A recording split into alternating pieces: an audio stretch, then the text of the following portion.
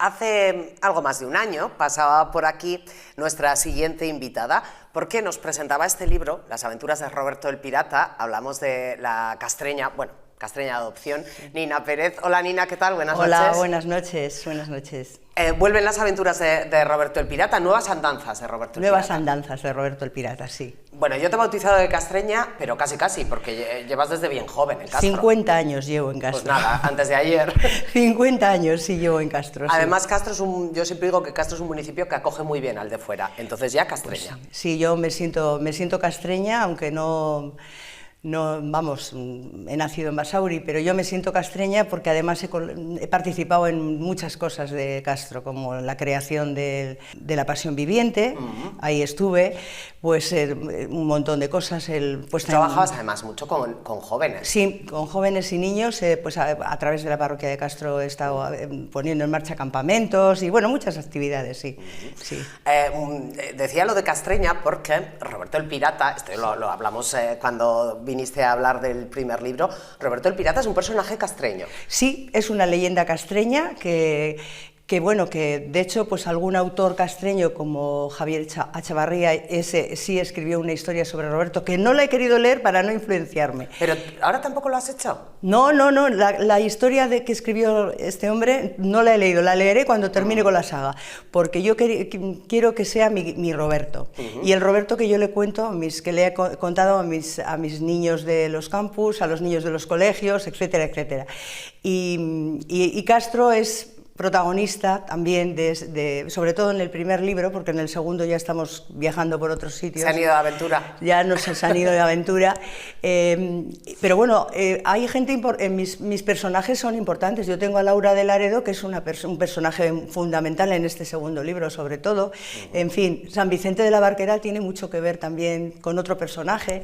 Entonces he querido un poquito recorrer un poquito la costa nuestra costa, que es maravillosa, y darla a conocer un poquito con el libro. Y la verdad es que estoy muy contenta de haber escrito estos libros. ¿Qué sensaciones recogiste tú del primero? Porque de repente dices, bueno, yo voy a escribir las aventuras de Roberto el Pirata, que a lo mejor se las habías contado a tus niños en los campamentos, sí. A tus nietos, etcétera, sí. Pero luego hay que escribirlas en un libro, plasmarlas y que la gente lo lea y le guste. Sí, bueno, aquello fue porque, la publicación fue provocada porque los niños me obligaron a escribirlo. O sea, yo en mis campus hacía siempre Semana Pirata. Roberto el Pirata había nacido en los cuentacuentos que hacía la Semana Cultural en Castro hace muchos años, y había escrito el primer capítulo. ¿Qué pasa? Que llega la pandemia, mis niños de mis campus están todos encerrados en casa y con sus familias, y empiezo a hacerles un audio todos los días pues de 5 minutos. Claro, no tenía tanto escrito para todo el tiempo que estuvieron los niños y que estuvimos todos encerrados. Entonces, por la mañana escribía, por la tarde les leía. Y al terminar esto, las abuelas, las madres, la familia, todo el mundo me paraban por la calle. Tienes que publicar, Nina, esto es precioso, no sé qué. Y digo, bueno, pues lo voy a... Y hice la promesa en el 22, el 31 de diciembre del 2022. Como propósito de Año Nuevo. Propósito de Año Nuevo. En el 23 se publica Roberto el Pirata, y efectivamente lo he hecho con ECU. Estoy muy contenta porque me gusta mucho cómo lo han editado.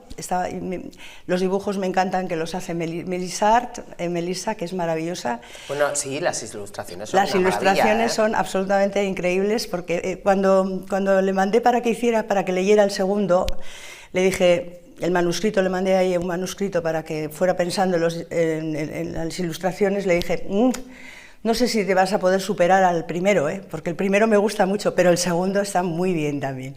O sea, la segunda portada, digo, la segunda portada no sé si va a ser tan buena, pero sí, me ha gustado mucho, porque ahí está en la lucha con el Kraken. Y sí, me ha gustado cómo lo hace. Es una artista maravillosa. Las ilustraciones, es verdad que son chulísimas, son una maravilla, pero lo que es el contenido, tú escribes el primer libro un poco a petición de tus niños y de las madres y los abuelos y esas cosas, pero ¿ya tenías pensadas las aventuras del segundo o esto has tenido que Pues pensarlo? Te digo una cosa, en el primer libro, sin que yo me diera cuenta, quedaban hilos sueltos. Entonces esos hilos había que rellenarlos porque, mira, te cuento un caso. Por ejemplo, hay un personaje en el primer libro que es Estrella, ¿no? es una amiga de Roberto que hace en San Vicente de la Barquera. Y en el supermercado que yo compro paso por donde una cajera y me dice: Nina, ¿qué pasa con Estrella? Hemos leído el libro y ahora resulta que no sabemos nada de su vida. Justo el mismo día que yo estaba escribiendo un capítulo sobre Estrella, en el segundo libro. O sea, que la gente, y claro, esos hilos que han quedado como sueltos me han servido bastante para seguir con el segundo libro. Y claro, y luego había temas que yo quería introducir. Quería introducir un tema que es un poquito delicado, que es el tema de la esclavitud. Y lo quería introducir en el libro porque quería que los niños se enteraran de que ha existido y que todavía existe, claro. Pero bueno, ese secuestro de personas, ese comprar y vender personas, y bueno, pues de alguna manera no muy cruel, pero bueno, creo que le da por lo menos la gente que lo ha leído me ha dicho que está muy bien. Que también el abandono, cuando un niño no tiene a quien le cuida, hay un tema también parecido con otro personaje que ha nacido en esta.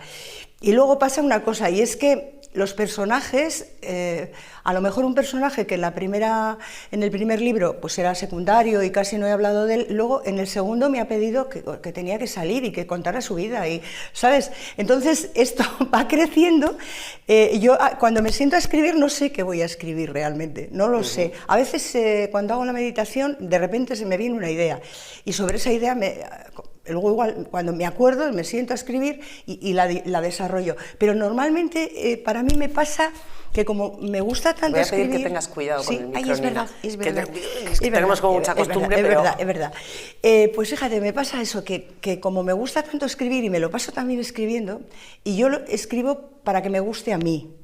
Luego, si gusta a la gente, fenomenal. Ya, pero ¿cómo se escribe para que le guste a una misma, que ya tenemos un poco más años que los niños, sí, a los que luego va dirigido? Quiero decir, ¿cómo se escribe para que me guste a mí y para que lo entienda un niño? Pues mira, y le atraiga. Pues te voy a decir una cosa. Desde toda la vida, desde los 14 años que era monitora de ocio y tiempo libre, hasta ahora que, bueno, pues que he tenido mi empresa de educación no formal y todo eso, yo siempre he tenido una relación con los niños de empatía, pero una relación que la basaba totalmente en el respeto.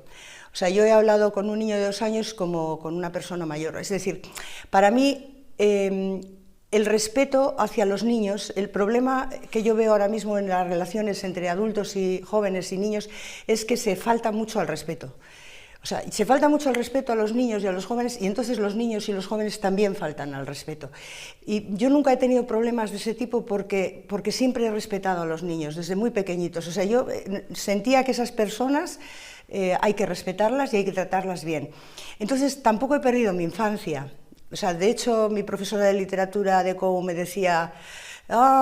tú tienes una imaginación desaforada y calenturienta, y esa imaginación desaforada y calenturienta no la he perdido. Ella me decía, Blanca me decía, tienes que escribir, Nina, sigue escribiendo, tienes talento. Ella me lo decía ya cuando yo tenía 18 años, y yo escribo desde los 7 años. O sea, entonces... La dificultad que he tenido ha sido que no me ha interesado publicar hasta ahora. Yo he escrito para muchas cosas, para dinámicas de actividades que he hecho con mis chavales, cuentacuentos, tengo como 300 cuentos escritos. O sea, te quiero decir, pero como yo lo utilizaba personalmente o lo prestaba para que otros lo hicieran o lo que fuera, no me suponía una necesidad. Sí que tengo algunos premios de poesía que me he presentado y me han dado algún premio y esto, pero lo que a mí me gusta mucho es escribir. Me gusta escribir, me gusta contarlo. Y bueno, y esto ha sido una aventura, lo de publicar ha sido una aventura. ¿A los niños se les puede hablar de cualquier tema, mientras se les hable con palabras que ellos entiendan? Sí, y porque además... has mencionado la esclavitud, has mencionado el abandono, son temas serios, ¿no? La adopción que puede venir detrás de un abandono, por ejemplo, o el encajar en otro núcleo. Yo te digo una cosa, yo creo que a los niños los paños calientes, el contarles la cigüeña, todo esto... Nunca lo he utilizado. O sea, a mí ante una pregunta directa yo he contestado directamente como se habla con naturalidad. O sea, no sé, por ejemplo, el tema del sexo hay que hablarlo con naturalidad. Existe, o sea, es decir, no está mal, o sea, el sexo no es malo. No. ¿Me entiendes? Claro que no. Entonces, ese oscurantismo que tenemos ante cualquier tema, incluso el tema de la muerte, es decir... Muchas veces se les protege demasiado, ¿no? De algunos temas me refiero. Yo creo que... La muerte, por ejemplo, está presente, tienen que aprender lo que es. Tenemos que aprenderlo y tenemos que hablar de ello. Y tenemos que aprender a despedirnos, además. Exactamente, y saber que eso está ahí, y que nos puede pasar en cualquier momento, o sea, que es algo totalmente natural. Pero entonces nosotros, antiguamente los abuelos vivían en casa, se morían los abuelos y estaban allí muertos. Y los niños veíamos a los abuelos muertos, aceptábamos la muerte, pasábamos el duelo, sabíamos lo que es el dolor. Ahora mismo todo es absolutamente higiénico, todo fuera, que no se vea. No van al funeral, no... Nada, yo conozco personas, ya un poquito más jóvenes que yo, que tienen auténticos traumas por no haberse despedido de parientes que han fallecido muy directos, de padre, de tal. No, es que tenía 12 años y mi madre no me dejaba que lo vieran y tal. Yo tengo esta cosa que nunca he podido despedirme de mi padre, por ejemplo, ¿no? Y yo creo que si un niño quiere ver a su abuelo que ha fallecido, hay que dejarle ver, que va a llorar, efectivamente. Pero es que la vida es risa y es llanto. También nosotros, si somos mayores. Claro. Yo siempre digo que despedirse, que nunca hay un buen momento para perder a un ser querido, por muy mayor que sea, y por muy mayor que seas tú. Eso es. Y muy independiente. Eso es. Has hablado de saga. Bueno. ¿Por qué? A ver, cuéntame, ¿qué tienes en la cabeza? Pues que el tercero ya está en marcha también. El tercero está en marcha, porque claro, aquí también están quedando hilos abiertos, entonces hay que continuar. Y luego, esta cabeza mía no para, entonces siempre, yo cuando escribo estoy centrada. Y me pongo a lo mío y estoy que me da igual el tiempo que estoy, etcétera, etcétera. Y soy bastante formal, o sea, yo tengo mi horario para escribir por las mañanas. O sea, eres una escritora productiva. Sí, y además, como no me cuesta, no me atasco, por el momento, vamos a tocar madera, no me atasco, o sea, me fluye el escribir. Sí que cuando termine con esto, que empecé hace 10 años una novela y tendré que seguir, que tengo 200 páginas escritas, y a lo mejor seguiré con ella.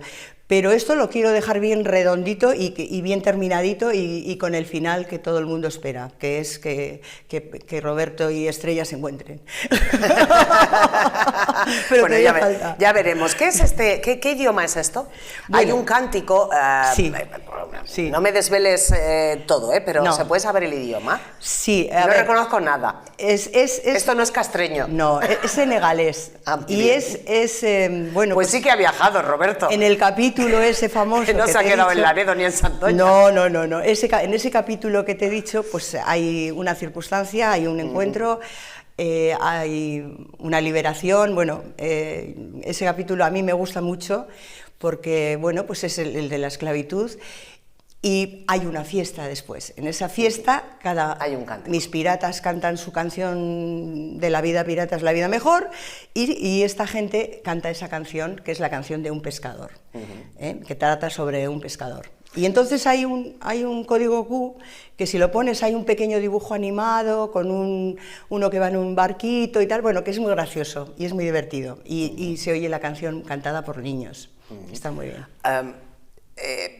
Me has dicho que hay una continuación, hay una tercera entrega, porque tienes por ahí personajes, pero ya tienes pensado el final, por lo menos, sí, ¿no? No, todavía no. No, el final no, ni el título. El título es lo último que pongo siempre. No sé, me viene de repente, ¿no sabes? Digo, a ver, ¿qué título le pondría? No, hay gente que tiene el título desde el principio, yo no. El título me viene fluido así y es al final del libro cuando... Ahora, ¿qué pasa con esto? Las nuevas andanzas de Roberto. La primera era las asombrosas aventuras de Roberto el Pirata. Ahora es las nuevas andanzas de Roberto. Y el tercero, pues ya veremos. Hace poquito hacías una presentación en Castro, ¿qué tal fue? Bien. Hice una presentación en Arte Libro, había hecho otra en Bilbao, también muy cariñosos y muy atentos.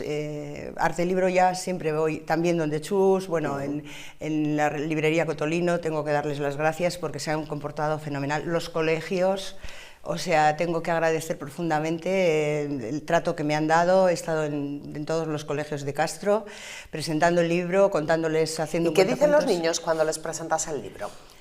Es muy curioso porque depende de la edad. Mira, me pasó en el Menéndez Pelayo, que me invitaron, y claro, yo pensaba que iban a traer a los niños de lectores, a partir de, pues, de cuarto o así, ¿no?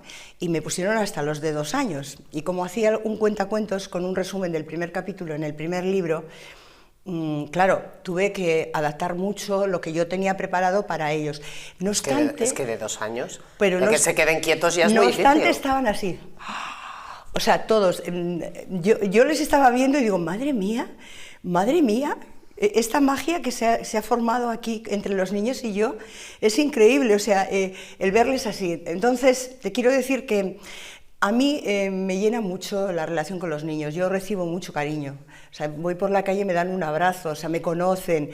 Y para mí eso es muy satisfactorio, o sea, ya de cuando he trabajado con ellos de hecho, pues en muchos colegios yo iba voluntaria a hacer cuentacuentos con mis cuentos hace muchos años, cuando mis hijas eran pequeñas, o sea, cuando no eran pequeñas con mis sobrinos y cuando me llamaban, donde me llamaban iba. Entonces, y sigo yendo. Entonces, en los colegios han sido súper generosos conmigo, me han tratado fenomenal. Las familias lo mismo, o sea, comprando el libro, ya vamos por la segunda edición del primer libro. Y yo agradezco a Castro, siempre digo que Castro me ha dado muchas cosas. Yo cuando llegué a Castro dejé mi casa, dejé mis estudios, dejé mi parroquia, dejé todo, o sea, y vine aquí y Castro me ha dado la oportunidad de escribir el guión de La Pasión, de ayudar a ponerla en marcha. ¿Tú has participado en el guión de La Pasión? Sí, Sandalio y yo. ¿Ah, sí? Sí, los dos escribimos... El mítico Sandalio. Sandalio, sí, Sandalio y yo... Luis Campuzano era, Luis ¿no? Campuzano, es que yo a Sandalio, sí. que Sandalio es conocidísimo en toda la zona oriental de Cantabria, porque también fue párroco en el Dueso, etcétera. Y además va al Dueso también. Sigue yendo a día de hoy. Sí. Y Sandalio para mí es el clásico personaje, con todo el respeto del mundo lo digo, sí. Porque no le he conocido, pero he oído hablar de él toda mi vida. Entonces, sí, pues sí, Luis es una persona muy especial y cuando vino a Castro venía con unas ganas, fue una parroquia abierta, lo mismo dábamos de merendar a los niños piezas del pueblo que venían a hacer los deberes con nosotros, recibía a todo el mundo, mujeres maltratadas, o sea, te quiero decir que era una parroquia abierta, estaba abierta en los bajos parroquiales siempre, en su casa la tenía abierta siempre. Sí, hombre, todo el mundo habla maravillas. Y estábamos mucha gente, que entonces yo era muy joven, con mis niñas pequeñas y tal, mucha gente joven colaborando en la parroquia, haciendo pues cantidad de cosas, recogida de medicinas, recogida de libros, o sea, era muy dinámica la parroquia. O sea, yo ahora veo la parroquia, la veo tan cerrada, la veo tan... Ha cambiado, sí, sonrío porque eso ha cambiado mucho en todos los pueblos, pero es verdad que me hablaste de unos años donde las parroquias estaban muy integradas totalmente. En la vida social de es que hacíamos municipios. una labor social. Si nosotros organizamos un teatro de Guiñol, o sea, íbamos por los pueblos, por las fiestas de los pueblos haciendo Guiñol, con mensajes en valores y todo esto, ¿sabes? O sea, era una... Yo te digo que Castro me ha dado la oportunidad, porque lo del Guiñol, yo tenía en mi parroquia en Basauri un sacerdote, don Fernando Barquín, que ya murió, fabuloso, que nos hacía, cuando era yo pequeña, nos hacía Guiñol a los niños, y entonces cuando yo hice el curso de coordinadora de ocio y tiempo libre juvenil en Bilbao, se lo comenté a los que daban el curso y llevaron al cura y nos dio unas clases nos dio un taller, y a mí me regaló la caja de sus marionetas. Entonces yo con mis cajas de marionetas dije, tenemos que hacer Guiñol, y íbamos con el Guiñol. O sea, cualquier cosa que se me ocurría, ¿sabes cómo te digo? Cualquier cosa que se me ocurría, que mi imaginación es, ya te digo, absolutamente desaforada y calenturienta, pues tuve la opción de poderlo desarrollar, cantar en la coral, o sea, cantidad de cosas. Nina, ahora estas nuevas andanzas de Roberto el Pirata, ¿dónde las podemos encontrar? ¿En las librerías de Castro? En las librerías, en Amazon, en la Casa del Libro. Si las solicitáis en cualquier librería de vuestro pueblo, de Laredo, donde sea, lo mismo, lo pueden solicitar porque están ya en todas partes. Para que conozcan el resto de los municipios un personaje castreño como Roberto el Pirata, o el Roberto el Pirata que Nina ha decidido crear. Mi Roberto el Pirata. Nina Pérez, muchísimas gracias por muchísimas gracias a vosotros y bueno, pues os agradezco profundamente que me hayáis invitado porque me encanta venir aquí, que me tratáis muy bien. Gracias. Hablaremos para la tercera entrega. Bueno, gracias, Nina. Gracias. Hacemos un alto en el camino, a lo mejor tú no sabías quién era Roberto el Pirata, pues un personaje muy castreño del que ya habló Javier Echavarría, pero esta es la versión de Nina Pérez. Hacemos un alto en el camino, ahora seguimos.